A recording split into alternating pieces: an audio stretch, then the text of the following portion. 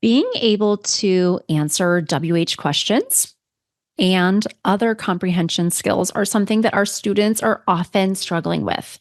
And I feel like as providers, as speech therapists, at BCBAs, teachers, parents, we can sometimes feel at a loss on how to get started on working on comprehension. We've talked about comprehension a couple times here on the podcast, and it's such a very important skill that is going to allow our students to become more independent communicators. So today I'm doing a solo show all about comprehension. If your student or your own child is struggling with comprehension, how can you support them so that they can learn and have a robust system for answering WH questions? And we're going to talk about a step-by-step framework. This is a great episode for you to view the show notes. I have a lot of links to free and some paid resources that you will want to check out so that you can help your students or you can help your own child increase their overall comprehension skills. I hope that you love this solo show. If you like the Autism Outreach podcast, make sure that you go over to Apple Podcasts and leave a review. That is like a little present for me. And it also just lets the world know that we are talking about important things here on the show. My whole purpose in life, my personal mission, is to help all autistic students have and find their voice. I want to help your students on their communication journeys. By leaving a review, it lets other people know that we are talking about important things, and I hope that they will tune in too. Let's get started with the show today. You're listening to Autism Outreach Podcast, a podcast full of ready-to-use strategies to help those with autism strengthen their communication skills. Here's your host, Rose Griffin of ABA Speech, a speech therapist and board-certified behavior analyst who shares tips you can use in your next therapy session. Comprehension questions. Comprehension. This is something that comes up a lot. Either I'm getting questions about it or I see it coming up in Facebook groups, and I wanted to talk today and do a mini solo show. So this is just a bite-sized chunk of talking about comprehension, really just talking about my lived experience over the past 20 years as a speech language pathologist, 12 of those being duly certified as a board certified behavior analyst. And I really feel like being duly certified has helped me in so many different ways. And one of those ways is really understanding how to support comprehension in my students and my autistic learners. And so today what I want to do is share my therapy plan, a little bit of a peek behind the doors of my therapy room, if you will. And I want to share with you if you're struggling, if your students are struggling, and there's definitely identified need of needing to work on comprehension skills, how can you help support your students so that their comprehension skills are more robust? There's definitely a framework. So some of these foundational skills for emerging communicators, I talk about in our 5-hour ASHA and ACE approved course called Start Communicating Today. And in that course, we talk about emerging communicators. So we're going to work on joint attention. We want to make sure a student can request or command for the things that they need. We might have to start thinking about what is going to be the response form? Is the student going to be verbalizing? Are we working on verbal imitation targets? Are we working on echoics? Is the student going to be using AAC? Okay, and we talk about a lot of those different things in that course, and all throughout ABA Speech. You can just look up any type of foundational skill and find a blog post or a course about it. And so once we have some of those things where the student is learning how to learn and those learning readiness skills, we might segue into working on labeling. We've talked about working on labeling, how my approach to working on labeling is that labeling can be really hard for students. So we want to make sure that we work on labeling preferred items first. Preferred items first. My big soapbox is please don't work on labeling bathroom. If a student is really having a hard time and they're on a toileting program, the first thing they should not be working on labeling is bathroom. If they really love Daniel the Tiger, let's start there. If they really love Paw Patrol, boom, that's the target. Then we're going to start labeling more functional items. Maybe they're going to be labeling different places in their home or different people in their environment. And then segueing into actions, thinking about present progressive, eating, dancing, playing, feeding, petting, thinking of the action builder cards and all the different actions that we have in there, and making sure that this is obviously specific to the learner. And what comes along with that is then segueing to, and this is kind of where the layered me being dually certified helped me with my students in comprehension, is learning more about intraverbals. Now, there's a three-pronged approach, and I'm not going to get into, like I do in the intro to ABA, exactly what that means. And I don't want to be too jargony in my podcast, but intraverbal, I say something, you say something, and our messages are not the same. So I may say A, B, you say C. I may say ready, set, you say go. I may say, what's your name? And you answer with your name. And so filling in the blanks. In the behavioral world, you may hear this called intraverbals and intraverbal. And so this is really the cornerstone for, I believe, conversation. I say something, you say something. I say something, you say something. And Dr. Sundberg, I'll include that in the show notes. This is going to be a good show notes. I'm going to have a lot of links in there. Dr. Sundberg, who did many things in the field and continues to do, I think he's semi-retired. I tried to get him on the podcast here and he said, Rose, I'm retired now. But he has sent me VB maps in the past when I presented an invited talk at ASHA with some of my other dually certified friends. So thank you for coming with me to Orlando, guys. That was super fun. Filling in the blanks. He has a really nice kind of supplement that goes along with the VB map that looks at these different fill-ins. And so they start very simplistic, where it's just a fill in the blank. And you're going to want to pick ones that are more functional, mean more to your student's environment. But some that may be, if your student loves numbers, maybe it's 1, 2, 3, and your learner says 4. And I really love to work on intraverbals, or these filling in the blanks, and I'm using those interchangeably. And I know that that's not exactly the same, so please don't come for me on my social media. Just trying to be simplistic, but these fill in the blanks are identifying and kind of like a precursor. I think when I was a speech language pathologist, I definitely worked on Ready, Set, Go and things like that. But I wasn't analyzing comprehension to this kind of minutia. And so this has really helped me and helped my students in supporting and scaffolding their comprehension skills. So if you have students who are struggling with answering comprehension questions, I would urge you to go to the show notes and to get I'm going to try to link Dr. Sundberg's, because it's very thorough, Intraverbal supplement. And I will also link up our freebie, which are some fill in the blanks. And that's just a highlight of some popular ones. And so let's say that your student is having a hard time with answering comprehension questions, and you've had this goal on the IEP, student's really struggling. Let's think about and let's try to baseline some of these fill-ins. Can the student do these fill-ins? And you could do them for Ready, Set, Go. You could do them for animal sounds if the student is young. They can be just about anything. And so this will give us a good idea, is the learner ready to work on that skill? Another way that we can think about comprehension, in addition to this idea of fill in the blanks, is answering WH questions with a visual present. I think this is such an important skill, and sometimes we don't include that visual either in our goal or in our teaching strategy. And for some students, yes, we're able to fade that visual. So for an example, before I get too carried away, I have this really cool book, and it has a picture of an animal, and it has one sentence at the top. And so I say my one sentence, it has the picture of the animal, and then I can ask a WH question. I show the picture, I read the one simple sentence, and then I ask my learner a question. They're answering a question, but the answer, the visual, is present, and it will be. I'm not going to fade that visual for this example today.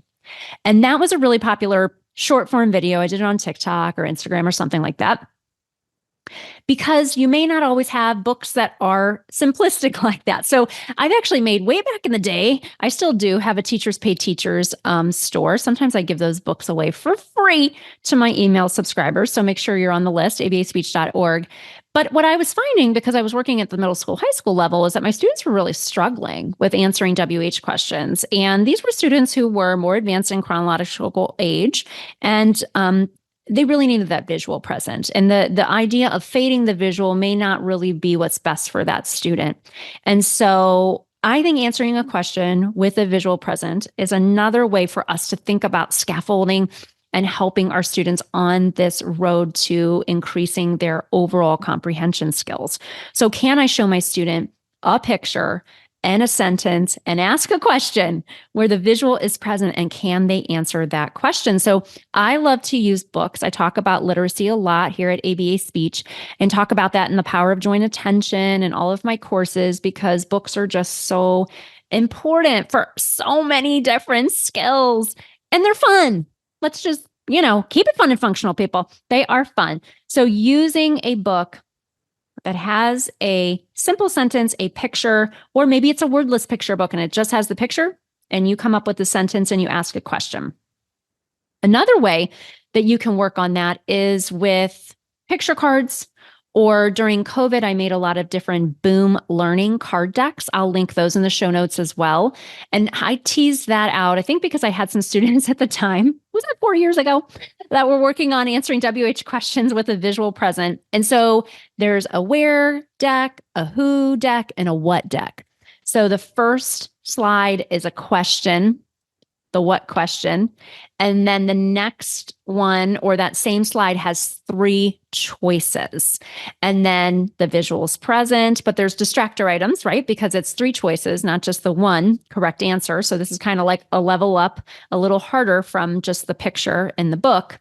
And so then the student selects the correct answer. And just like a boom card, it goes, which is kind of fun. And then the next page tells you what the correct answer is. And so that could be another way too. Okay, we're going to show a picture. We're going to ask a question. The visual is present.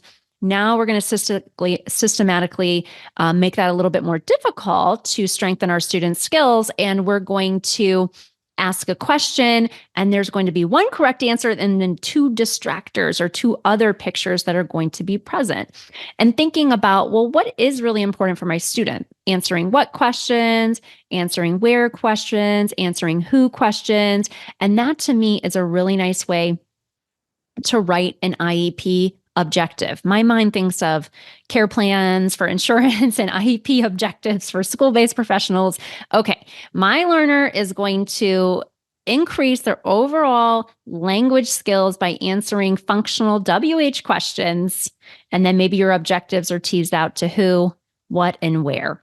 And as always, for students who have more high support needs or complex communication needs, I always like to usually put a number in there. It can be harder if you don't know the student and you don't know their learning history, but I may say Quinn is going to, when shown a picture and given a sentence, Quinn is going to answer a who question with 90% accuracy over 2 consecutive sessions. And I might, in the parentheses, say a total of 12. So meaning if we're thinking school-based, in over 12 months, well, if you're in a year-round program, or 9, whatever it is, that the student is going to meet criterion with answering all those different questions.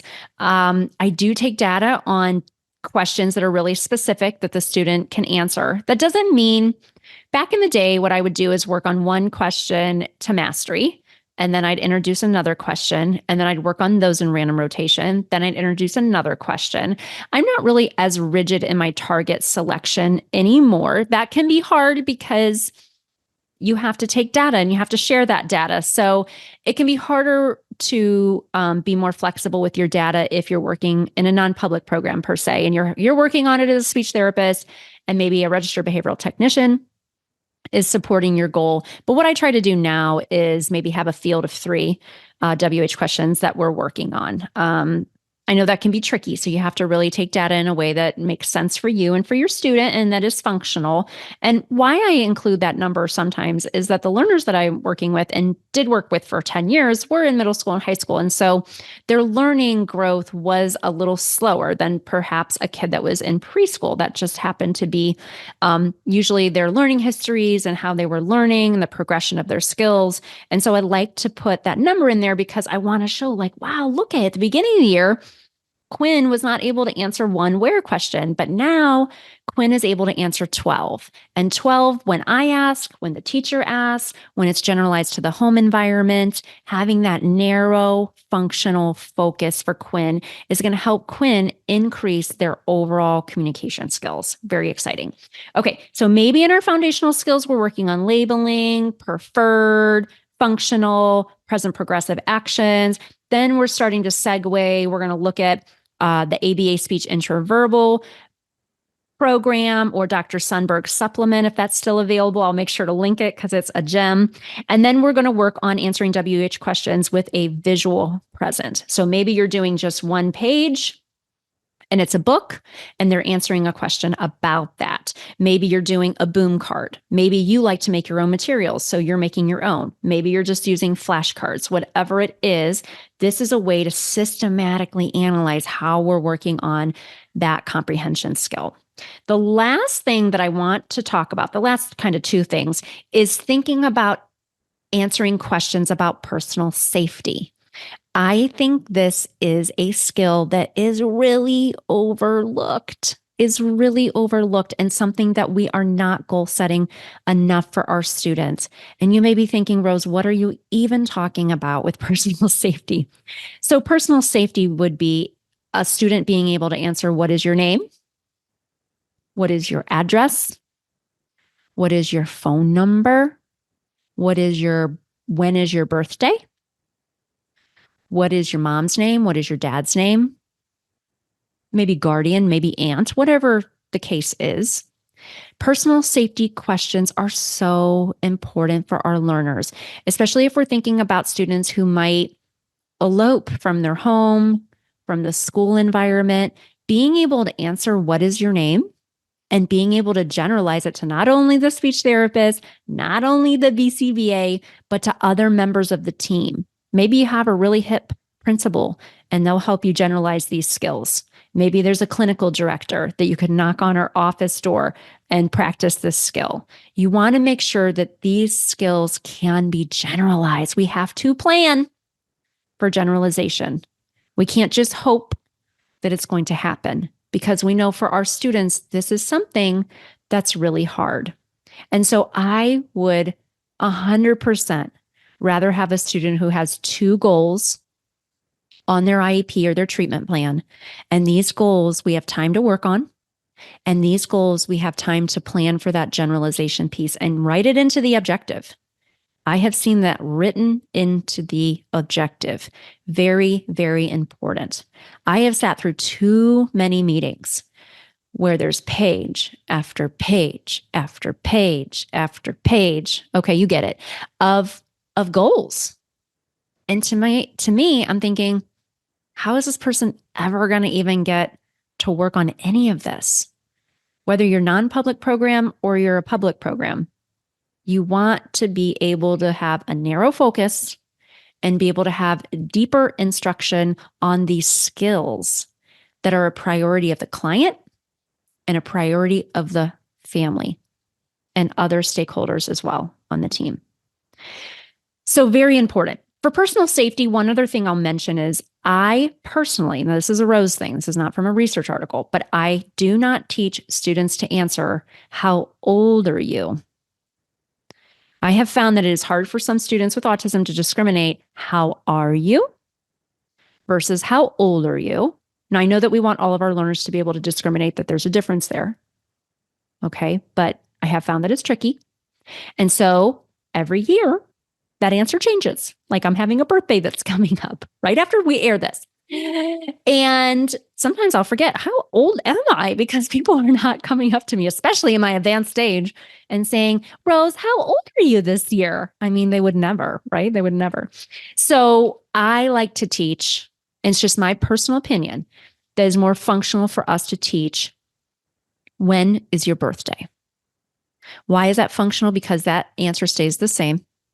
And because if a student is job age, they could put that on an application as well.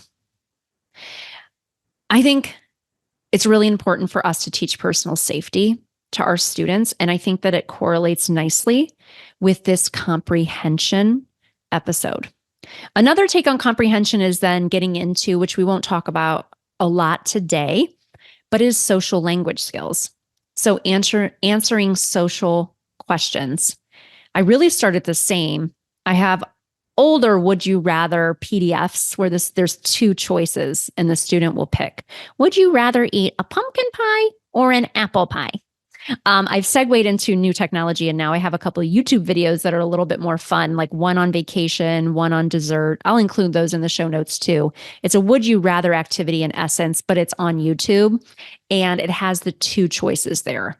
Okay, would you rather have a chocolate chip cookie or an apple pie? Would you rather go on a plane or in a hot air balloon? Things that are kind of fun like that. And so we can also start to think about comprehension in that way, with our students being able to generalize this skill. Maybe you're able to see your student one-on-one. And then how can you generalize these skills also to a group setting, which I know for a lot of clinicians that are working in the schools, that is something that I always try to do, is if I was able to see a student individually and then also see a student in a small group setting. I want you to make sure that you check out the show notes for this episode. I am going to link a lot of the different resources that we talked about for working on foundational skills. I'll link up the Start Communicating Today course that is just $25 monthly or $247 for the year. When you join the ABA Speech Connection, we have that course included. And the only way you can purchase that course is to have access to our membership. So I hope you'll join us there. And in that, I talk about those foundational skills. I'll include a fill in the blank from my company, ABA Speech, and I'll link up Dr. Sundberg's if his is available as well. And then I'm also going to put up just a couple of our boom cards that I had made during COVID and I continue to use, where they have the visual present for the students. And then I will also link up one of my favorite social language activities. It's called Let's Talk. And it's a really great way to start a group time or an individual session. So it has a social language question and then it has 4 different visual choices.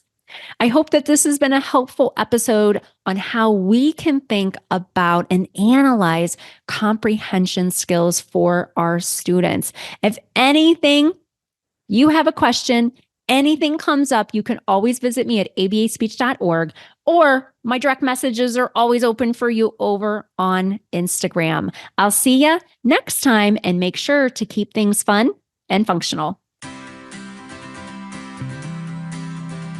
Thanks for listening to Autism Outreach. If you enjoyed the show today, make sure to subscribe so you don't miss an episode full of actionable strategies you can use in your therapy room. Write a review too. That would mean so much to me. I always love hearing from you. Have a specific topic that you want included on a future show? Reach out over on Instagram, ABA Speech by Rose, or visit me at www.abaspeech.org.